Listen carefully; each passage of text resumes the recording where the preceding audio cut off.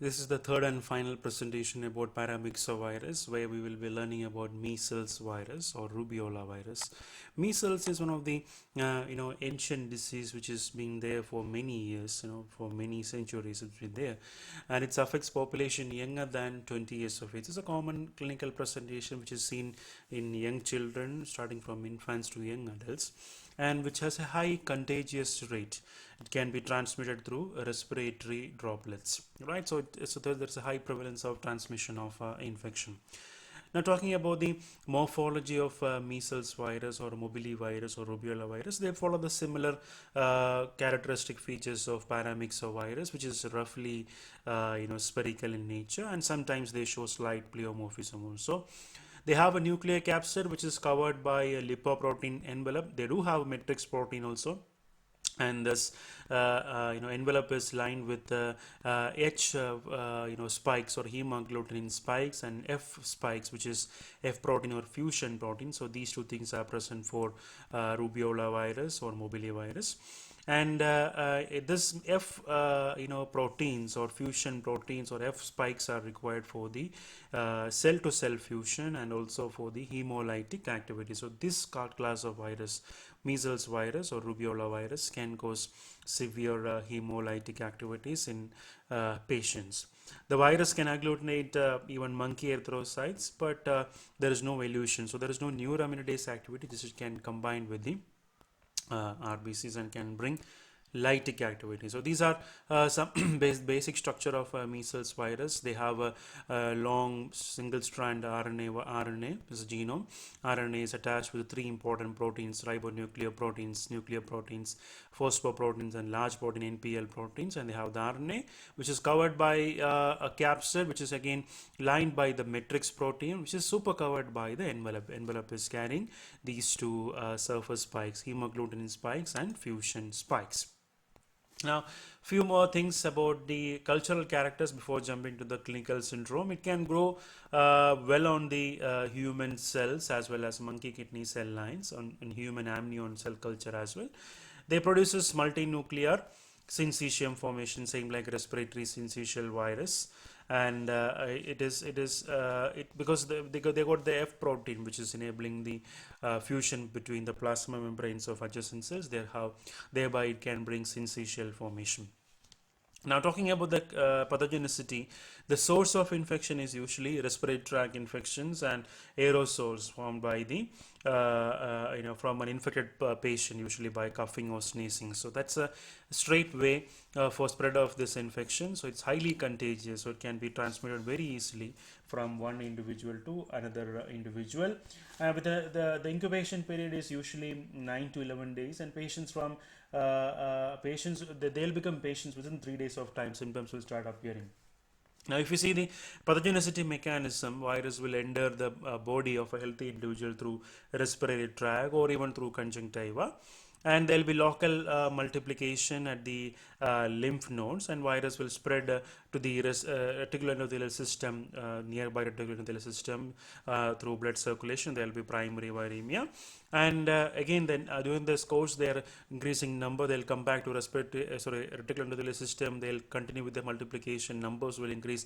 So a large number of viral load will come back to the blood circulation. So this will result in secondary viremia, and the virus can reach the epithelial surface, including the skin, mouth, respiratory tract, and even conjunctiva, so which will lead to the clinical presentation. So initial clinical presentation start with the prodrome with high fever, cough, coryza, and conjunctivitis with photophobia.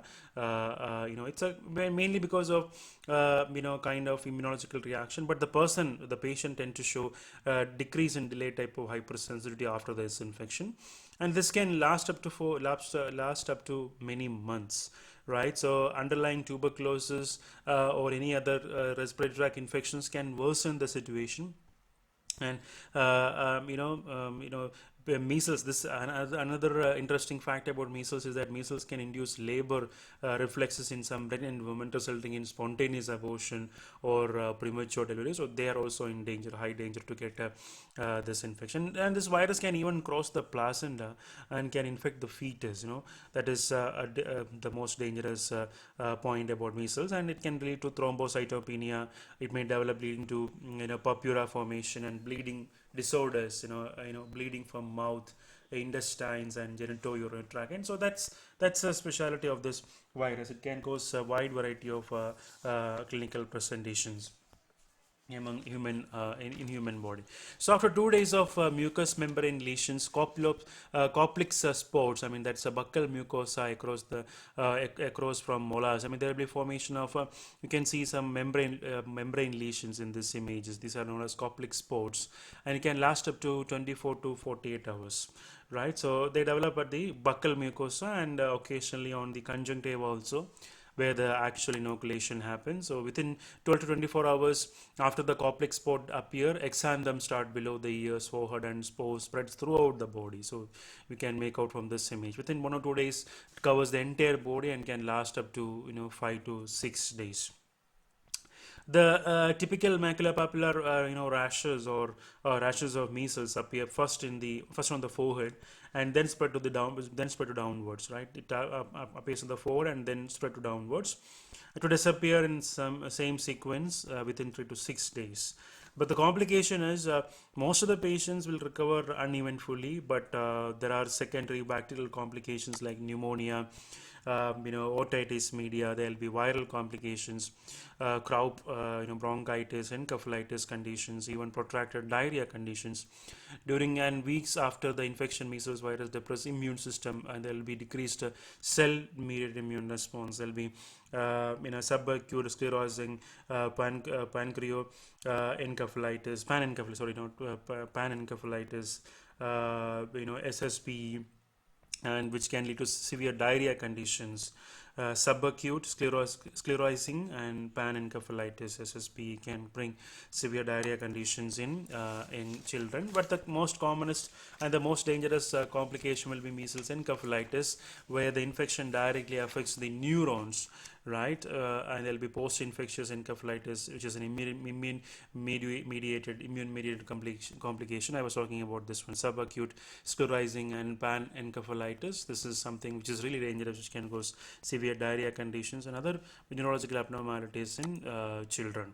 Right, so it's a very late neurological sequel. The major reason is defective measles virus persists in brain and act as a slow viral disease, and which will create a long-lasting chronic immunological responses over there, and viral will continue with replication over there, and it will spread directly to cell without being released, and changes in personality, behavior, memory, followed by myoclonic jerks and blindness.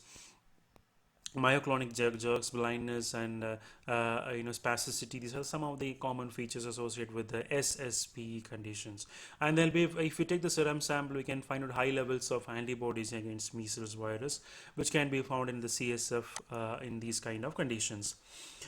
Now, talking about the lab diagnosis, we can take wide variety of samples. We can take blood, washed leukocytes, tears, and even respiratory secretions, urine, up to 4 days, after the appearance of skin rashes. Even nasal secretions, throat, conjunctival swabs, and even eye swabs, CSF, when you suspect SSP. So these are the common samples which can be taken from the patient to diagnose measles condition.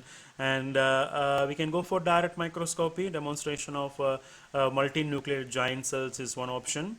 We can go for indirect enzyme linked immunosorbent assays or immunofluorescent assays, where virus isolation, virus presence can be identified. PCR is a very good option, and we will always take a paired sera sample for serological examination, with which can demonstrate rise in antibody levels.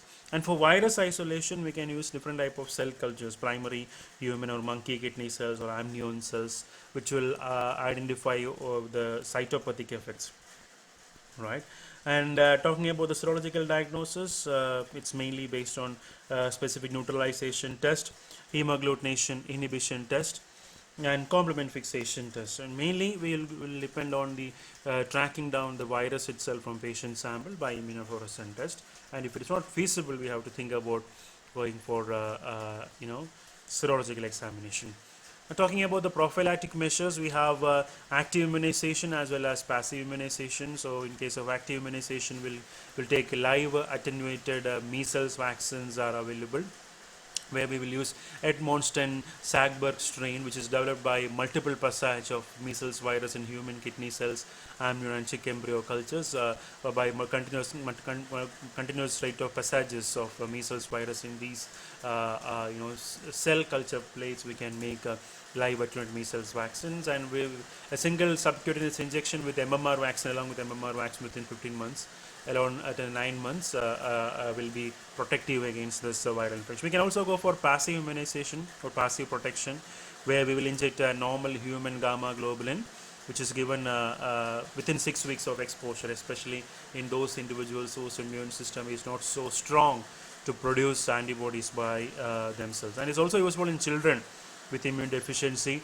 even for pregnant women, because this is something which can initiate labor reflexes, and which can lead to primitive delivery of the baby or immediate abortion. So to avoid these things, we can go for passive prophylaxis.